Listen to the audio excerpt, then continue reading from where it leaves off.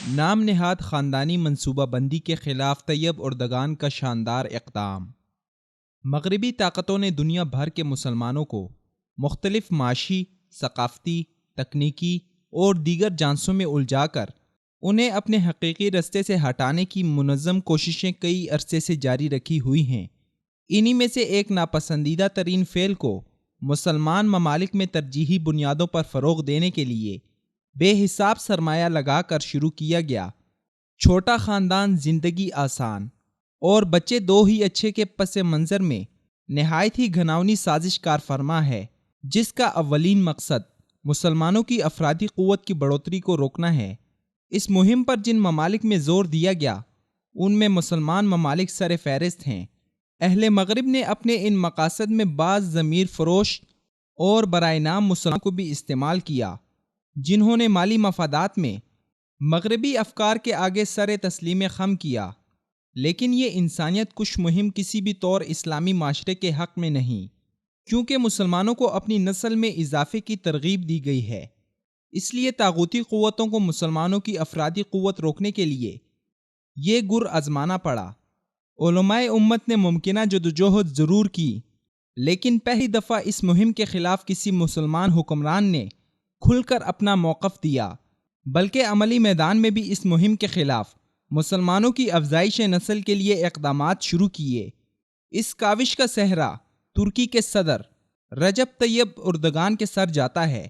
ترکی کے صدر رجب Tayyip Erdogan نے اپنے ایک تازہ بیان میں کہا ہے کہ خاندانی منصوبہ بندی اور معنی حمل طریقوں کا استعمال مسلمانوں کے لیے نہیں ہے۔ انہوں نے استنبول میں ایک تقریر میں کہا ہے کہ ترکی کی آبادی میں اضافہ ماؤں کی ذمہ داری ہے۔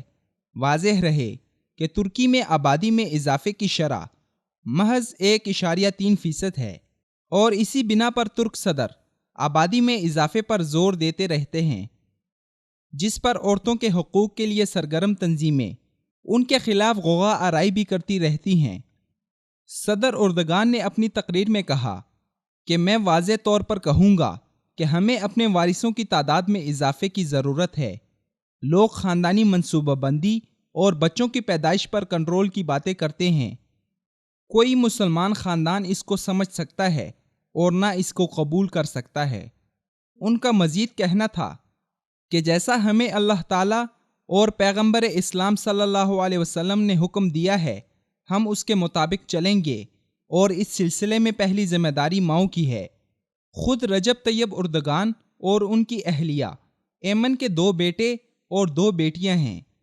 ترک صدر ماضی میں بھی خاندانی منصوبہ بندی جیسے موضوع پر اپنے خیالات کے ذریعے خواتین کے حقوق کے نام نہاد علمبرداروں کو نالاں کرتے رہے ہیں۔ اس سال خواتین کے عالمی دن کے موقع پر تقریر میں انہوں نے کہا تھا کہ ایک عورت ماں کی حیثیت سے سب سے بڑھ کر ہوتی ہے۔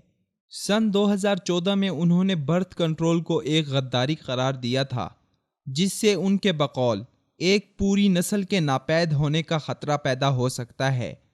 وہ ماؤں پر زور دیتے رہتے ہیں کہ ان کے 4 بچے ہونے چاہیے، کیونکہ ان کے بقول ایک بچے کا مطلب تنہائی ہے، 2 میں مخاصمت ہوتی ہے، 3 سے توازن ہوتا ہے، اور 4 کا مطلب کافی ہے۔ ترکی کے محکمہ شماریات کے مطابق گزشتہ سال ملک کی آبادی بڑھ کر 7,87,41,000 نفوس ہو چکی تھی، جبکہ سن 2000 میں ترکی کی آبادی 6,80,00,000 کے لگ بھگ تھی۔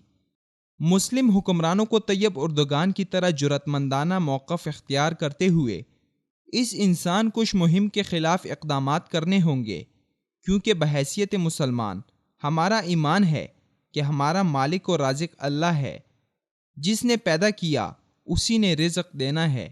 اس لیے تمام مسلمانوں کو چاہیے کہ مغربی ممالک کے زہریلے پروپیگنڈوں سے متاثر ہو کر اپنی دنیا و آخرت برباد نہ کیجیے۔